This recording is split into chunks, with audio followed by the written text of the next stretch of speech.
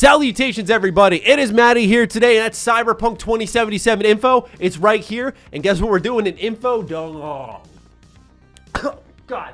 It hit the back of my throat.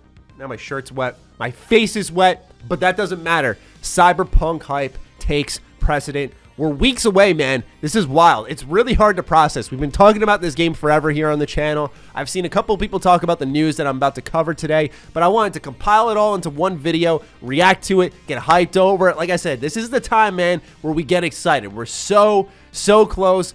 Years of patience is about to be rewarded, and I want to start off with the story for Cyberpunk 2077.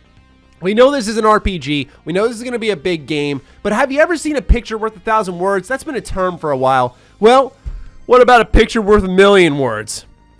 I wish I could take credit for that. I thought of it, and then I saw Reddit did something similar. But anyway, let's go ahead and read a tweet first.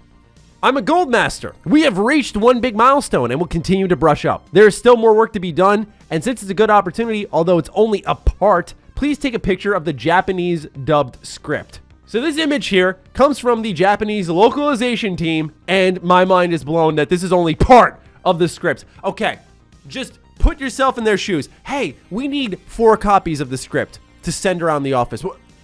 4 copies? Look at that, man.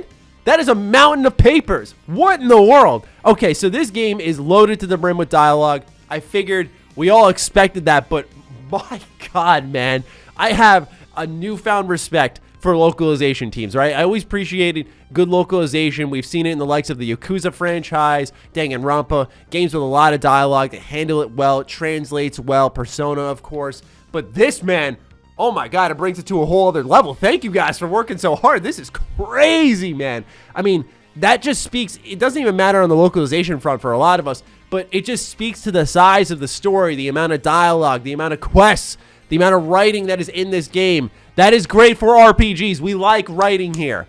So yeah, really excited to experience the 1,000,000 word or page or letter script. I don't know. It's gigantic. But anyway, let's talk a little bit more about crunch. I wanted to start this off hyped because we got to get into some lows here, but we end on a high, so fret not.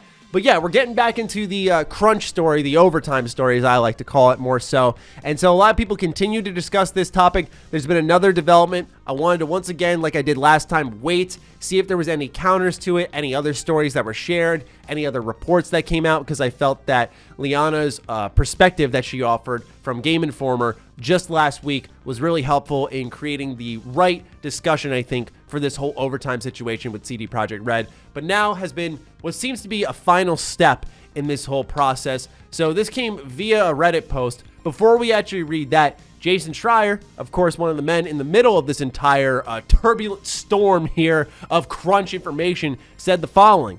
I think this Reddit comment from someone who worked at CD Projekt Red is worth sharing, especially since folks out there still think their overtime is limited to 48 hours a week. I can confirm they used to work at CD Projekt Red, just got off the phone with them. So Jason is vouching for this person. Keep in mind, ladies and gentlemen, that this person has now since deleted their profile. So the comment's still there, but they are now a deleted user. So I'm wondering what exactly happened there, but we're going to read the entirety of this comment. It's going to be a lengthy one, but bear with me because, like I said, I think it's very important to just hear all sides of a very sensitive subject.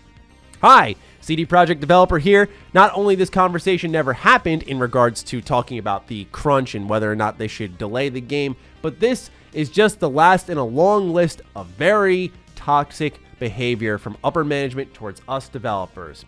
First of all, I can confirm this conversation never happened. If anything, the developers have been crunching nonstop since May 2019, where the management was like, oh snap, we need to make the game, we must hurry.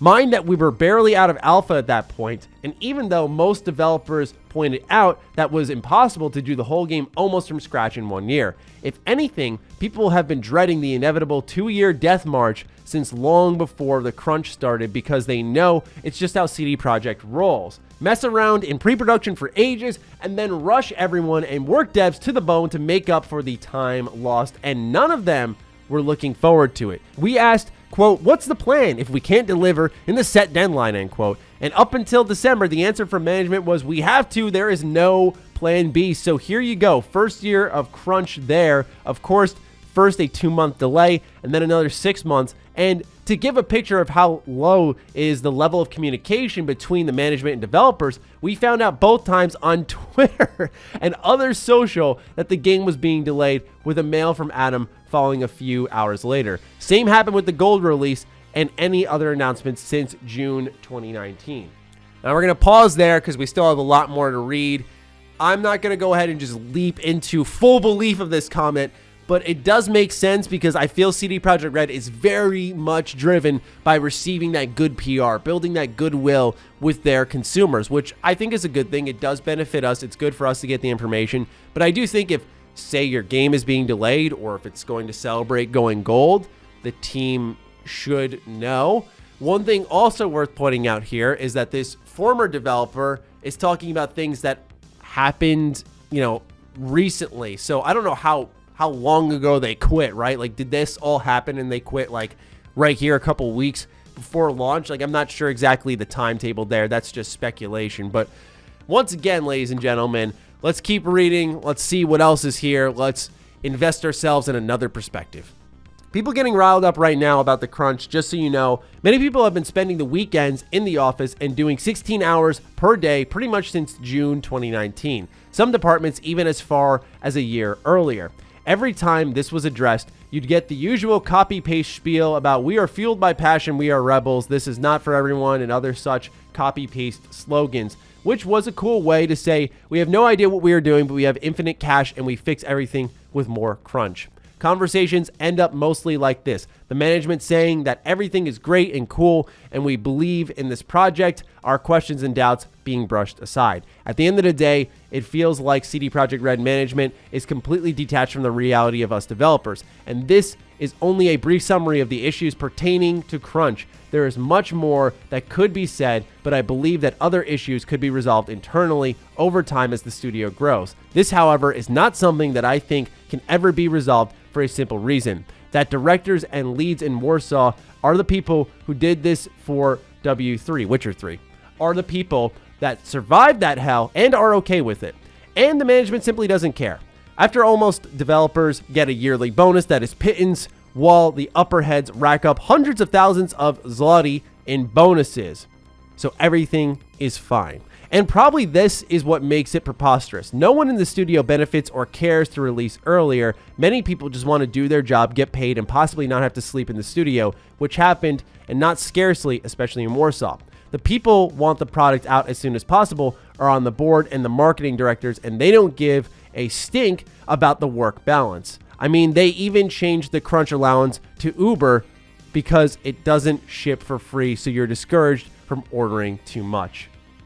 Okay, lots of reading there. So if you're still with me here, thank you for staying. I appreciate it. Wow. Yeah, so if any of that is to be believed, if any of that is to be bought into, which once again, Jason has vouched for this person, saying he has communicated with this person on the phone. So let's go ahead. Let's buy in a little bit here.